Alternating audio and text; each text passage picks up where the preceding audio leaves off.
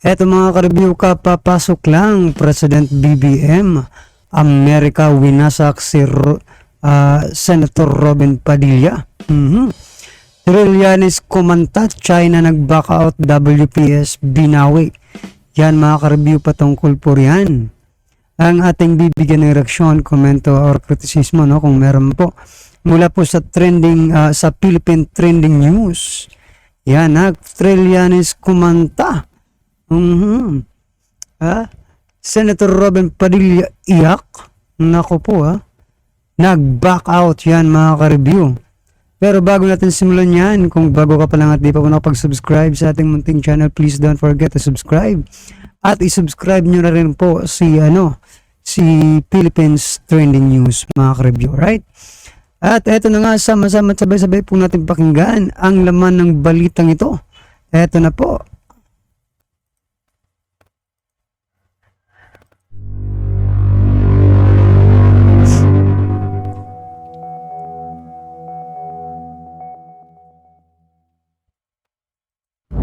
Samantala, pinuri naman at kinilala ng Estados Unidos ang matapang na hakbang na ginawa ng Pilipinas sa pag-aalis ng mga floating barriers na inilagay ng China sa Bajo de Masinloc Shoal upang harangan ng mga Pilipinong mangingisda na makapasok sa naturang lugar. Sa isang congressional hearing ay muling pinagtibay ni United States Deputy Assistant Secretary of Defense for South and Southeast Asia, Lindsey Ford, na ang kanyang pag-ibigay diin sa katapangang ipinamalas ng Philippine Coast Guard sa pagkatanggal ng naturang. So grabe na po yung ginagawa ng ng China mga ka-review. Talagang linagyan nila ng diba? Buti na lang at lumalaban na po ngayon ang Pilipinas, no? Parang agresibo na rin ngayon ang Pilipinas, no, mga ka-review. Pero wag naman sanang mauwi sa sa digmaan nito. Nako.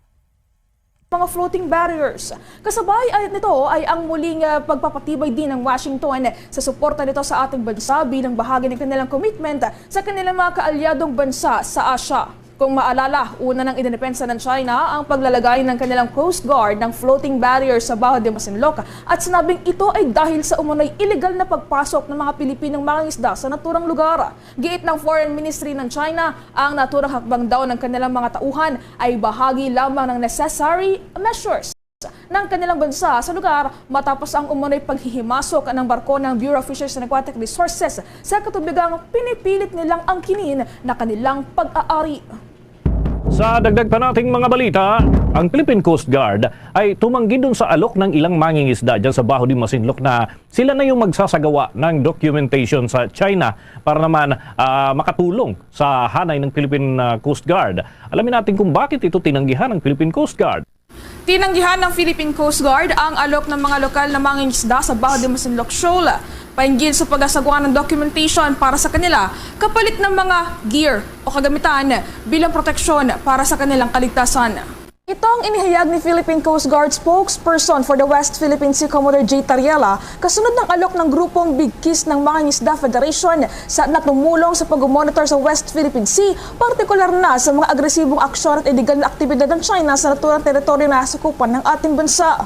Giit kasi ng naturang grupo, walang kakayahan ng Philippine Coast Guard at ng Philippine Navy na regular na magpatrolya sa buong West Philippine Sea at ang mga mangingisdaan nila na nasa naturang lugar ang pinakamagandang source upang malaman kung ano talaga ang nangyayari sa nasabing lugar.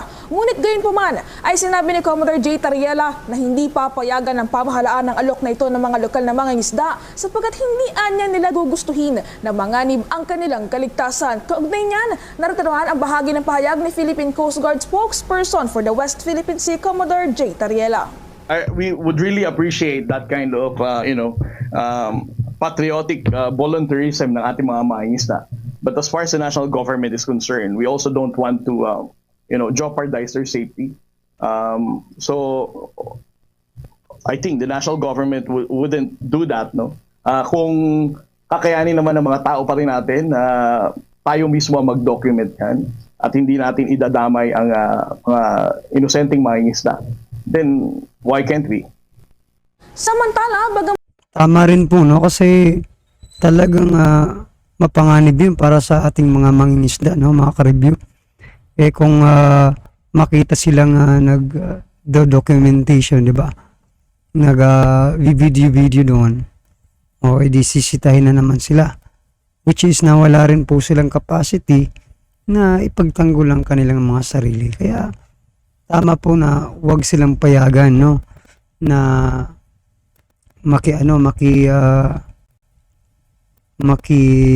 mag-take part ng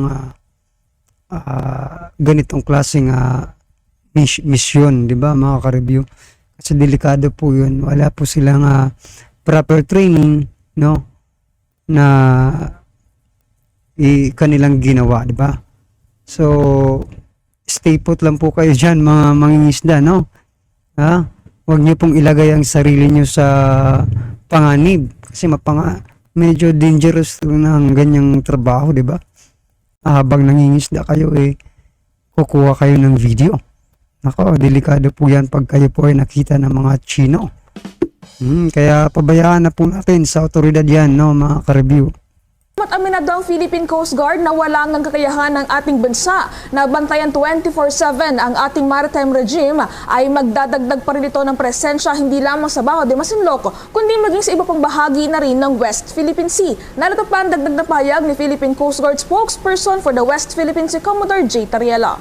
Well, with the guidance of our President, the Philippine Coast Guard, and the Bureau of Fisheries and Aquatic Resources, although we're not going to be constantly present there, we don't have enough resources to be able to 24/7 ensure the safety and security of our Filipino fishermen. But we are going to increase more presence, but not constant. Wala po ba tayong yung equipment na parang sa ibang bansa, yung mga drone, mga ka-review, di ba? 24/7 yun nasa himpapawid at kitang-kita mo yung mga nangyayari talaga. Nako, kung wala po tayo niyan, talagang dihadong-dihado po ang Pilipinas, no? Mga ka-review, kasi yung ibang bansa, meron pong yan, no? Yung mga drones na ginagamit nila sa mga operation. Nako, sana magkaroon po tayo niyan kung wala pa, no? Well, if we can only sustain, no? As I said, we have a very limited number of vessels. We only have 3 offshore patrol vessels. We have been relying to the 44-meter vessels that came from Japan. If we have enough Coast Guard vessels and Philippine Navy vessels and even Bureau of Fisheries and Aquatic Resources, why not, di ba? Kung kaya naman talaga natin.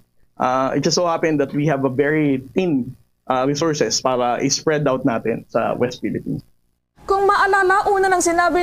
So yan, mga ka-review, talagang aminado po ang Philippine Coast Guard na talagang kulang po tayo sa kagamitan para labanan po ang China, no?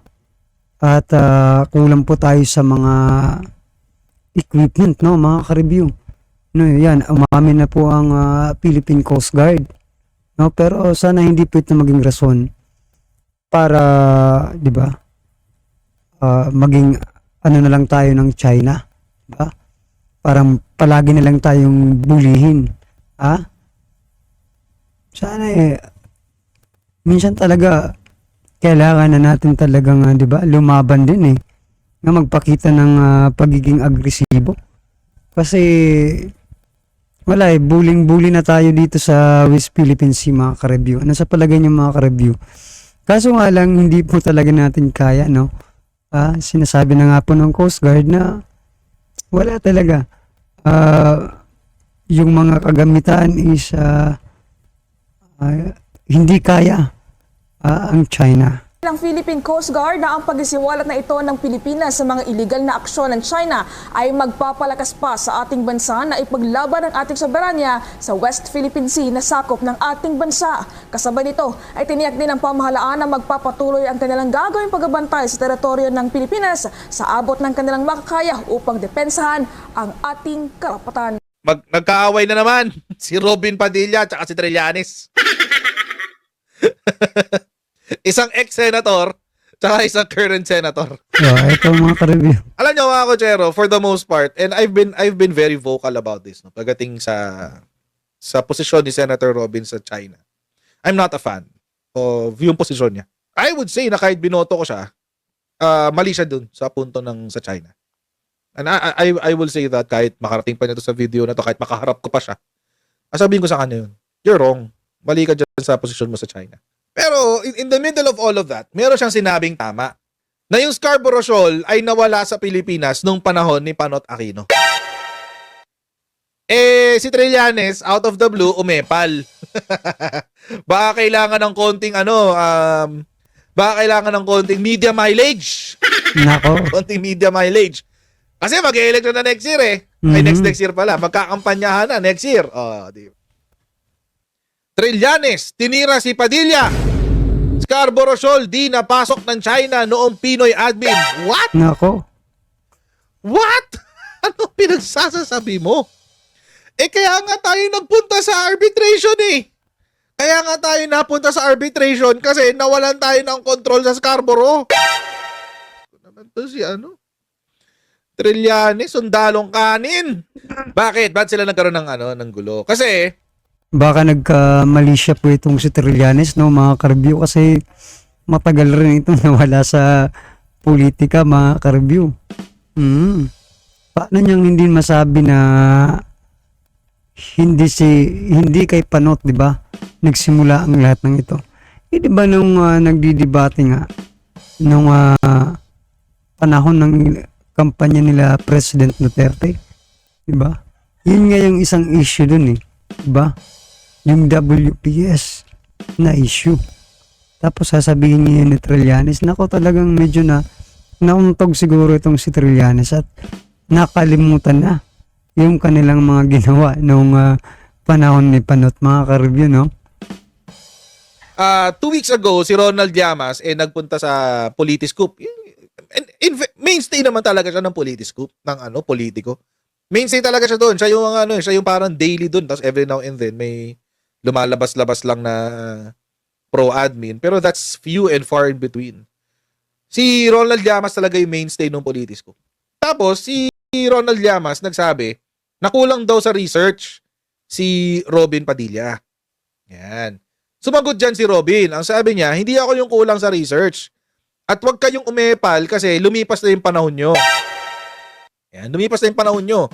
At hindi na kayo, at nung panahon nyo, nawala ang Scarborough Shoal. Totoo naman kasi yun.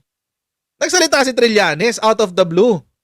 Sabi niya, hindi nagustuhan ni Trillanes ang pahayag ni Padilla. Pinunto na walang nakapasok na barko at walang ipinatayong base ang China sa panahon ni Pinoy. Nako. Ha? Paano nangyari yun? Nakapasok na nga sila sa Baho de Masinloc. Kaya nga tayo nagpunta sa arbitration court Dahil ayaw nilang umalis doon sa Scarborough. Ang sinungaling. medyo ang sinungaling, guys. Pasensya na. Pero hindi ko matake. Medyo sinungaling ng slight. Grabe. Ito yung buong statement niya sa Twitter. Ito sabi niya, can anybody from the Senate media ask Senator Padilla what is the basis of his statement that we lost Scarborough during the Pinoy admin? Ito daw kasi yung facts. Wala raw Chinese ships sa loob ng Scarborough. Talaga? Walang Chinese reclamation or base on Scarborough Shoal. Doon nga nag-umpisa Hindi porke wala pang base, ibig sabihin walang occupation. Ito yung sinasabi ko ng oversimplification, mga kotsero. Simply put, there is no physical, take note kinwalify niya yung statement niya. Walang physical na occupation by China on Scarborough. Paano magkakaroon ng physical occupation? Reef yun, dagat yun Kailan nagkaroon ng physical occupation? Nung ginawa na nila yung artificial island. Tapos, ang sabi niya, the Philippine Baselines Law, which may flex which I principally authored, is the official PH claim for Scarborough Shoal and the KIG. Our claims were acknowledged as compliant by the base when the baseline coordinates and regime regime island claims as stated in the law were formally submitted to UNCLOS. O see? Wala namang problema. So mga ka-review, mukhang nagpapapansin lang dito si Trillanes, no, mga ka-review, sa panahon ngayon. Pero tama rin naman po si Coach Jarrett, mga ka-review, no, na hindi rin tama yung ano ni Senator Robin Padilla, di ba? Na yun nga, di ba? Yung last vlog nga, di ba, yung sa Senate mga ka-review, eh gusto niya talagang makipagdigmaan na. Kasi reservist nga daw siya ng Armed Forces of the Philippines, di ba? Kailan daw siya ipapatawag ng DND? Yan, si Senator Robin Padilla. Nako, ang atin naman, medyo delikado po yun para sa nakakarami, di ba? Buti na lang kayong may pera, mga ka-review. Yung may mga, sa totoo lang mga ka-review ito po yung naiisip ko For example, magkagera dito sa Pilipinas. Alam naman po natin yung may mga mayayaman dyan, di ba? Yung may mga kaya, ililipad po yan sa ibang bansa, no? At iiwas sila sa digmaan. No? Sino po yung matitira dito? Tayo na walang kapasidad na makapag lumipad agad-agad papunta sa ibang bansa, no? Sa ating mga kaalyadong bansa tulad ng Amerika. Di ba? May point po ba yung sinasabi ko mga ka-review na yung mga mayayaman talagang iiwanan tayo dito yung mga mahihirap na tulad ko, di ba? Na tulad natin mga ka-review. Tayo po yung matitira dito at ako sana naman wag po magkaroon ng digmaan, no? War, di ba? Kasi napakahirap po ng ganun, alright? Alright mga ka-review, ano po ang reaction dito sa biglaang pagsulpot ni Trillanes, no?